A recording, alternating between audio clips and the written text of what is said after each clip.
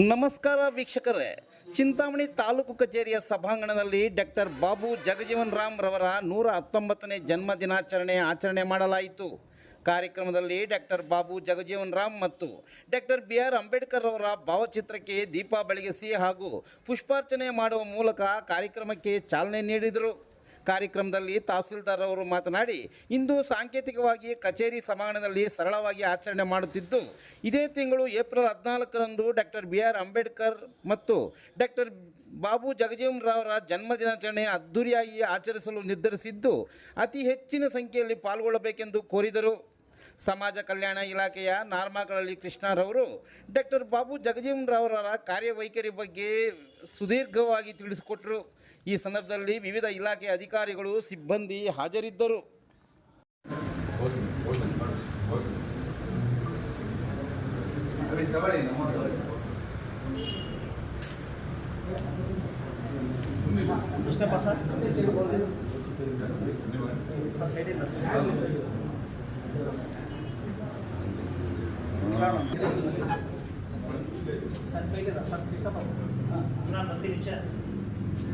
ಮಂಜು ಯಾವ ಮಂಜು ಕೊಡಿ ಮಂಜು ಮಂಜು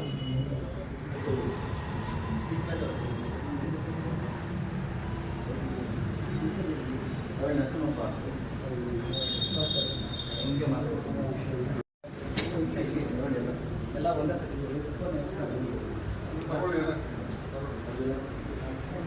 ಸರ್ ಈ ಕಡೆ ಸ್ವಲ್ಪ ಸೈಡ್ ಬನ್ನಿ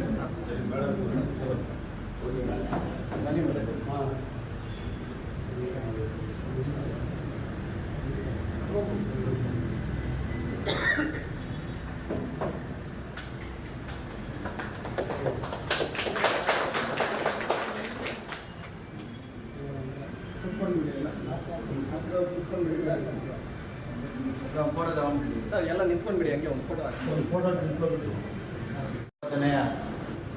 ಒಂದು ಡಾಕ್ಟರ್ ಬಾಬು ಜಗಜೀವನ್ ರಾಮ್ ಅವರ ಜನ್ಮದಿನಾಚರಣೆ ಅಂಗವಾಗಿ ಎಲ್ಲ ಕೆಲವು ಸಾರ್ವಜನಿಕರೆಲ್ಲ ಬಂದಿದ್ದೀರಾ. ಇಲಾಖೆ ತಾಲೂಕು ಮಟ್ಟದ ಅಧಿಕಾರಿಗಳು ಕೂಡ ಇಲ್ಲೇ ಇದ್ದೀರಾ. ಅದೇ ರೀತಿ ಮಾಧ್ಯಮ ಮಿತ್ರರು ಕೂಡ ಬಂದಿದ್ದೀರಾ. ಇದನ್ನು ನಾವು ಸಾಂಕೇತಿಕವಾಗಿ ಅಪೂರ್ಣವಾಗಿ ನಮ್ಮ ಸಾರ್ವಜನಿಕ ಕಚೇರಿಗಳಲ್ಲಿ, ಸರ್ಕಾರಿ ಕಚೇರಿಗಳಲ್ಲಿ ಆಚರಣೆ ಮಾಡ್ತಾಯಿದ್ದೀವಿ.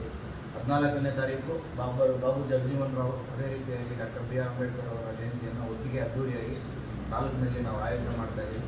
ದಯವಿಟ್ಟು ಆ ದಿನ ಎಲ್ಲ ಅತಿ ಹೆಚ್ಚಿನ ಸಂಖ್ಯೆಯಲ್ಲಿ ಜನರು ಬಂದು ಭಾಗವಹಿಸಬೇಕು ಅಂತ ಈ ಮೂಲಕ ರಾಷ್ಟ್ರೀಯ ಹಬ್ಬಗಳ ಆಚರಣಾ ಸಮಿತಿ, ಸಮಾಜ ಕಲ್ಯಾಣ ಇಲಾಖೆ ಹಾಗೂ ಎಲ್ಲ ತಾಲೂಕು ಮಟ್ಟದ ಅಧಿಕಾರಿಗಳ ವತಿಯಿಂದ ಈ ಮೂಲಕ ನಮ್ಮನ್ನು ಕೊಡ್ತಾ ಇದ್ದೀವಿ. ಜೈ ಹಿಂದ್. ಬಿಹಾರ ರಾಜ್ಯದ ಭೋಜ್ಪುರ್ ಜಿಲ್ಲೆಯ ಚಂದ್ವಾ ಗ್ರಾಮದಲ್ಲಿ 1908ರಲ್ಲಿ ಹುಟ್ಟುತ್ತಾರೆ. ಇವರ ತಂದೆ ಶೋಭಿರಾಮ್ ಮತ್ತು ತಾಯಿ ವಸಂತಿ ದೇವಿ ಅಂತ. ಮಹನೀಯರು ಇವರ ಒಂದು ಪರಿಚಯ ಉತ್ತರ ಭಾರತದಲ್ಲಿ ಇರ್ತಕ್ಕಂಥದಕ್ಕಿಂತ ದಕ್ಷಿಣ ಭಾರತದಲ್ಲಿ ಇವರ ಪರಿಚಯ ತುಂಬ ಕಡಿಮೆ. ಅದೇ ರೀತಿಯಲ್ಲಿ ಇವರ ಒಂದು ಏನು ಇವರ ಕಾಲಾವಧಿಯಲ್ಲಿ ಏನೇನು ಕೆಲಸಗಳು ಮಾಡಿದ್ದಾರೆ ಅನ್ನೋದನ್ನು ಸಾರ್ವಜನಿಕರಿಗೆ ತಿಳಿಸೋದರಲ್ಲಿ ಇಲ್ಲಿನ ಉತ್ತರ ಭಾರತ, ದಕ್ಷಿಣ ಭಾರತದ ರಾಜ್ಯಗಳಿಗೆ ಅವರ ಮಾಹಿತಿ ಕೊರತೆ ಅಂತ ನಾನಂತೂ ಭಾವಿಸಿದ್ದೀನಿ.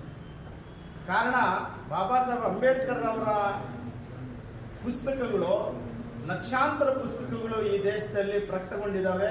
ಅವರ ಒಂದು ಪರಿಚಯ ಜನತೆಗಿದೆ. ಆದರೆ ಬಾಬು ಜಗಜೀವನ್ ರಾಮ್ ಅವರು ಬಾಬಾ ಸಾಹೇಬ್ ಅಂಬೇಡ್ಕರ್ ಅವರ ರೀತಿಯಲ್ಲೇ ಅಸ್ಪೃಶ್ಯತೆಯನ್ನು ಅನುಭವಿಸಿಕೊಂಡು, ಅದೇ ರೀತಿ ಅವರು ಸಹ ಉತ್ತಮ ಸಂಸದೀಯ ಪಟ್ಟಾಗ್ತಾರೆ. ಅದೇ ರೀತಿಯಾಗಿ ಅವರಿಗೆ ವಹಿಸ್ಕೊಂಡಿರ್ತಕ್ಕಂಥ ಖಾತೆಗಳಲ್ಲಿ ಒಂದು ದಾಖಲೆಗಳನ್ನು ಮಾಡಿರ್ತಕ್ಕಂಥದ್ದು ಸಹ ನಾವು ಕಾಣ್ತೀವಿ. ಒಂದು ಉದಾಹರಣೆ ಹೇಳ್ತೀನಿ. ಇವರು ಹಸಿವು ಅನ್ನ ನೀಗಿಸಿದಂಥ ಮಹಾನ್ ವ್ಯಕ್ತಿ. ಹಂಗಾಗಿ ಅವರಿಗೆ ಹಸಿರು ಕ್ರಾಂತಿ ಹರಿಕಾರ ಅಂತ ಹೆಸರಿಡ್ತೀವಿ.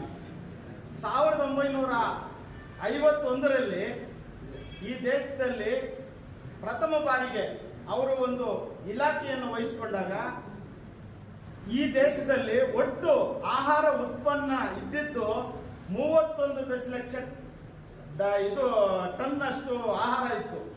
ಆದರೆ ಕೇವಲ 5 ವರ್ಷದಲ್ಲಿ 51,000 ದಶಲಕ್ಷ ಟನ್ ಮೆಟ್ರಿಕ್ ಆಹಾರ ಉತ್ಪಾದನೆಯನ್ನು ಮಾಡುವಂತ ಒಂದು ದೊಡ್ಡ ಕಾರ್ಯಕ್ಕೆ ಕೈ ಹಾಕಿ ಆಹಾರವನ್ನು ಹೆಚ್ಚು ಉತ್ಪಾದನೆ ಮಾಡೋದಕ್ಕೆ ಕಾರಣಕರ್ತರಾಗ್ತಾರೆ ಜಗಜೀವನ್ ರಾಮ್ ಅವರು. ಅದೇ ರೀತಿಯಾಗಿ ಅನೇಕ ಖಾತೆಗಳನ್ನು ನಿರ್ವಹಿಸ್ತಾರೆ. ಸುಮಾರು ಕಾಲ ಶತಮಾನಗಳ ಕಾಲ ಅವರು ಈ ದೇಶದ ಮಂತ್ರಿಯಾಗಿ ಕೆಲಸ ನಿರ್ವಹಿಸ್ತಾರೆ. ರಕ್ಷಣಾ ಮಂತ್ರಿ ಆಗಿರ್ತಾರೆ.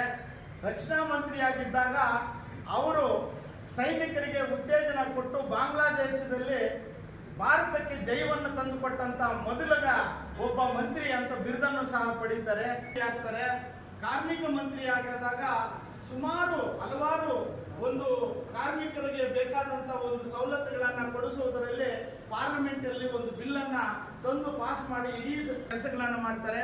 ಅದರಲ್ಲಿ ಇವತ್ತೇನು ನಾವು ಕಾರ್ಮಿಕ ವರ್ಗ ಏನು ದುಡಿತಾ ಇದ್ದೀವಿ ಆ ಕಾರ್ಮಿಕ ವರ್ಗಕ್ಕೆ ESI ಆಗ್ಬೋದು, PF ಆಗ್ಬೋದು, ಇದನ್ನ ಮೊಟ್ಟ ಮೊದಲಿಗೆ ಭಾರತದಲ್ಲಿ ತಂದಿದ್ದಂತ ಕೀರ್ತಿ ಬಾಬು ಜಗಜೀವನ್ ರಾಮ್ ಅವರಿಗೆ ಸೇರ್ತಾರೆ. ಅದೇ ರೀತಿಯಾಗಿ ಎಷ್ಟೋ ರೈಲ್ವೆ ಲೈನ್ಗಳನ್ನ ಕಡಿಮೆ ಇದ್ದಂತ ಲೈನ್ಗಳನ್ನ ಸುಮಾರು ರೈಲ್ವೆ ಲೈನ್ಗಳನ್ನ ಹೆಚ್ಚು ಮಾಡುವಂತ ಕೀರ್ತಿ ಸಹ ಅವ್ರಿಗೆ ಸೇರ್ತಾರೆ. ಅದೇ ರೀತಿಯಾಗಿ ಅವರು ರೈಲ್ವೆ ಮಂತ್ರಿ ಆಗಿರ್ತಾರೆ, ಕಾರ್ಮಿಕ ಮಂತ್ರಿ ಆಗಿರ್ತಾರೆ, ರಕ್ಷಣಾ ಮಂತ್ರಿ ಆಗಿರ್ತಾರೆ, ಕೃಷಿ ಮಂತ್ರಿ ಆಗಿರ್ತಾರೆ. ಇಷ್ಟು ಮಂತ್ರಿಗಳಾಗಿದ್ರು ಸಹ ಅವರು ಇವತ್ತಿಗೂ ಪಾರ್ಲಿಮೆಂಟ್ ಅಲ್ಲಿ ಅವರು ಮಾಡಿರ್ತಕ್ಕಂಥ ದಾಖಲೆಯನ್ನ ಇದುವರೆಗೂ ಯಾವುದೇ ಮಂತ್ರಿ ಮುರಿಯೋದಕ್ಕೆ ಸಾಧ್ಯ ಇಲ್ಲ. ಏನಪ್ಪಾ ಕಾರ್ಯ ಅಂದ್ರೆ ಕಡತಗಳನ್ನ ಸ್ವತಃ ಜಗಜೀವನ್ ರಾಮ್ ಅವರೇ ಸ್ವತಃ ಅವರೇ ಇದನ್ನ ಬರೀತಾ ಇದ್ರು ಕಡತಗಳಲ್ಲಿ, ಅದಕ್ಕೆ ಪರಿಹಾರವನ್ನ ಕಂಡು ಹಿಡಿತಾ ಇದ್ರು. ಈಗ ಕಡತಗಳು ಬೇರೆ IAS ಆಫೀಸರ್ಗಳು ಬರೆದು ಅವ್ರ ಹತ್ರ ಸೈನ್ ಮಾಡಿಸ್ಕೊಂತ ಇದ್ರು. ಆದ್ರೆ ಜಗಜೀವನ್ ರಾಮ್ ಅವರು ಸ್ವತಃ ಕಡತಗಳನ್ನು ಪರಿಶೀಲನೆ ಮಾಡಿ ಅವರೇ ಟಿಪ್ಪಣಿಗಳನ್ನ ಬರೀತಕ್ಕಂಥ ಒಂದು ಪರಿಪಾಠ ಇದುವರೆಗೂ ಯಾವುದೇ ಮಂತ್ರಿಯನ್ನು ಮಾಡಿಲ್ಲ. ಹಂಗಾಗಿ ಅವರು ಸಹ ಈ ದಾಖಲೆಯನ್ನು ಮಾಡಿದ್ದಾರೆ. ಬಾಬಾ ಸಾಹೇಬ್ ಅಂಬೇಡ್ಕರ್ ಅವರು ಇವತ್ತು ಏನು ಈ ವೈರುಧ್ಯಗಳು ಮತ್ತು ಏರುಪೇರುಗಳು ಏನಿದಾವೋ ಇದರ ಮಧ್ಯದಲ್ಲಿ ಈಗ ಕಾಲ ಬದಲಾವಣೆ ಆದಂತೆಲ್ಲ ಈ ಭಿನ್ನಾಭಿಪ್ರಾಯಗಳು ಜಾಸ್ತಿ ಆಗ್ತವೆ. ಆದರೆ ಮಹನೀಯರಲ್ಲಿ ಒಗ್ಗಟ್ಟಿತ್ತು.